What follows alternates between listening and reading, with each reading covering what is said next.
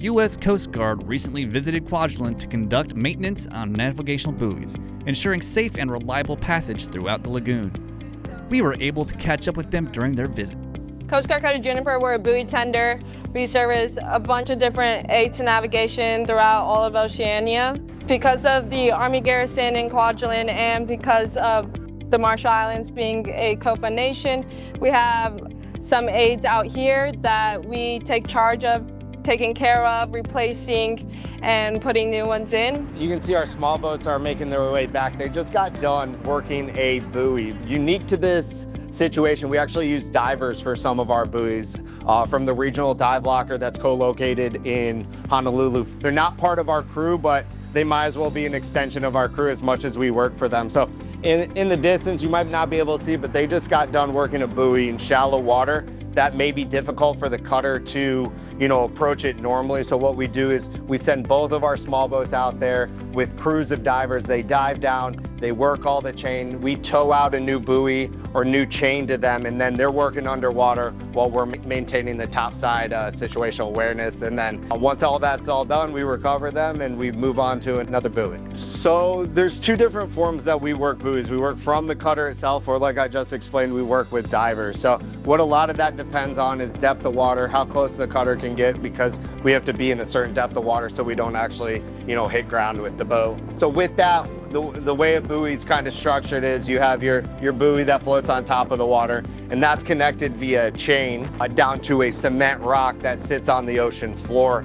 Depending on the currents, the conditions, the winds, the location in which it's positioned will depend. You may see 100 different types of how they look, and that's very dependent on kind of the location closer to the port, if they're out more exposed to the elements. Most of the aids you see in any ports, we're looking at those every few years just to check to make sure they're going to maintain their structural stability. Yeah, so I came here as a cadet when I was a rising senior. I was part of a cadet internship called Pacific Allies, where it's all about bringing young leaders together to work with the local young leaders as we, help other local governments of smaller nations, especially the COFA states, to see how we can help. And as a representative of the Coast Guard, I got to help with these projects and get to know the people, learn about the culture, and how our presence and our work here helps the Marshallese. As a cadet in the Coast Guard Academy, we have an internship where we go to Kwajalein and then we stay in Ebi and Ebiden, and it's done through the academy. We work with the people there doing a summer camp and other activities. Coming back with the boat, it was kind of that shocking moment of I was here, I stayed 5 weeks 2 years ago, never expected to ever come back. It was like, wow, I'm back, it's still here, and I'm here as an officer. I'm here doing a different Coast Guard mission, servicing aids, so that was a different experience, and I got to explore the island a lot more, see what else it had to offer, and so that was pretty cool. It's a small island, but it has a lot to offer. It's definitely way warmer. I was stationed in Alaska for about 2.5 years, so definitely different. This is the farthest west I've ever been, so obviously the experience and the culture and the location of where we're at, I've never seen anything like it before. And the water is beautiful, the community is very welcoming, so I'm super blessed to be able to be here.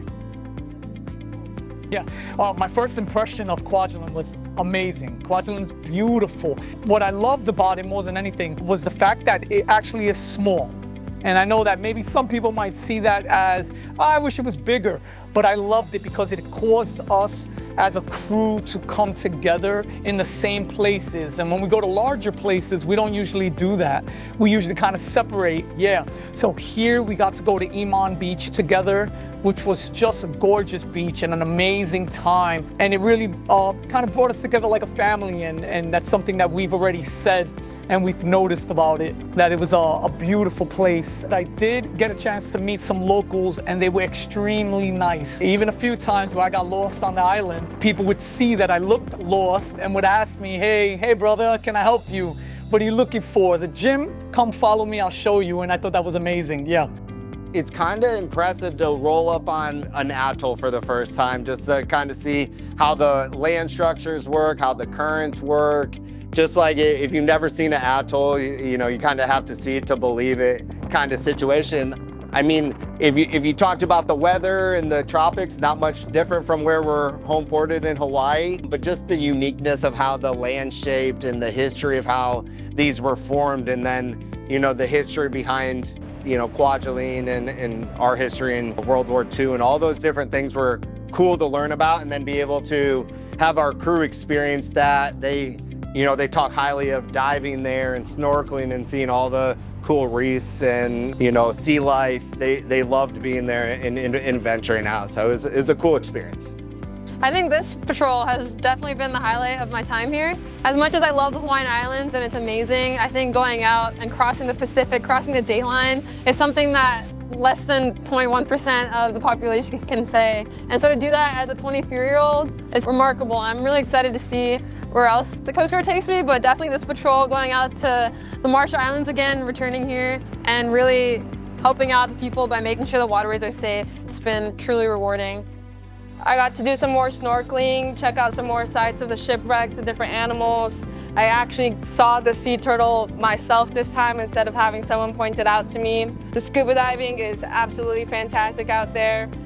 Describing the crew in 3 words would be passionate for the mission, would be caring for each other, and hardworking, which is 2 words, but absolutely hardworking. The mission is extremely difficult. We work long hours, 12-hour days, sometimes when working on buoys. It's a dirty, hard, sometimes thankless job where, you know, we don't really get to reap the benefits of people saying, well, thank you for fixing this buoy, right? But in all, it's amazing the work they do, so they're very hardworking. It really depends on the day. I'll say resilient, steadfast, and hilarious. Excellent, good at their job, good at what they do. Each person is a high performer and down for anything. We did only 1 buoy today because we did 7 the day prior. This crew can do whatever as quickly as possible, as safely as possible. I don't think 3 words does justice to this crew. You know, I think of their resiliency on any Coast Guard cutter, you know, deployments away from families. You always kind of have to be resilient when you're spending time away from home. I think they're tough. We work long days, we're busy, and they just, you know, keep asking to do more and what else we can do next. They're selfless, they're resilient, they're fun, they're enthusiastic. I can keep going on it. I can just create synonyms on top of synonyms, but this crew is just, you know, an awesome crew, and I don't know if 3 words really does it justice. When cutters deploy and crews are away, no matter what service, Army, Navy, Air Force, Coast Guard, is the support systems we have back home. I think our families are invaluable to in making our mission successful. You have moms and dads and brothers, sisters, girlfriends holding down, you know, households with, you know, little ones back home, or managing things that come up day to day. So without their support, I don't think we're as successful as we are out here. So as much as we give ourselves credit, I think equally we have to give those back shoreside and back home equal credit, because they're the most important thing to what we do out here. A special thanks to the crew of the U.S. Coast Guard cutter Juniper for welcoming us aboard and supporting the community here in Kwajalein. Yahweh! Yakwe como tara. Yakwe and como tata. Yahweh. Yahweh. Yahweh Alep. All right, all right. Okay, great to see everybody here. We got a lot of information to push tonight, so I'm looking forward to engaging with you all, having the team here talk about the good things that are going on the island in the way ahead. So in that, I think next slide, we just got a quick agenda here. Of course, we got Blair from U.S.S. and Chief Arroyo, and we've got MWR with Scott. So without further ado, I'll turn it over to you all. Good evening, everybody. I'll give you a quick update on the housing, and then we're going to talk just a minute about the Zamperini as well. So great things happening with the housing. So first of all, the Phase 1 housing, as you've probably seen if you've been up to North Point, is getting very close to completion. So we're going to be having a ribbon cutting for that on March the 4th around 9 a.m. That we'll have a couple of the houses will be 100% finished, and you'll be able to walk through them, take a look, see what they look like on the inside. Move in for everyone is May 1st. So at that point, they'll be turned over to the garrison. Not sure, I think the Colonel mentioned there's going to be a lottery system, if I remember right. But no. Good evening, everyone. I'm Chief Arroyo, the Installation Food Service Advisor. So just to piggyback off of Blair's comments with the Zamperini remodel, as we finish phase one, we finished the kitchen, we need to crank out high-quality meals at a much easier rate for the staff. Right now, they're working in about a 20-foot container as their kitchen for a building that serves up to 12,000 meals a day. So it'll be a lot of relief for the staff there. And for the customers, as you come in, you should be able to feel more confident that you're coming in and you're going to get a good, high-quality meal.